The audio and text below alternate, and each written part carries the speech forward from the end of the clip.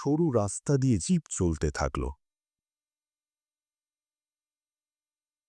কিসের জন্য এসছেন? ভূতের কথা ভাবতে ভাবতে সত্যিই কি ভূত দেখি ফেললাম?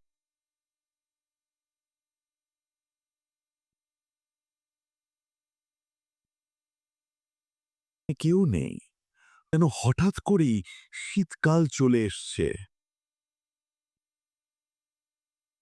আয়েশা মনে একটু তার হাত ধরে ফেলে। আয়েশার আমি এর নাম দিয়েছি ময়ূরী ঘাগরা। হুম, যেতে তো হবেই। প্রতাপ চুপ করে গেল, কি বলবে বুঝতে পারছে না। এমন সময় জল চলে এলো।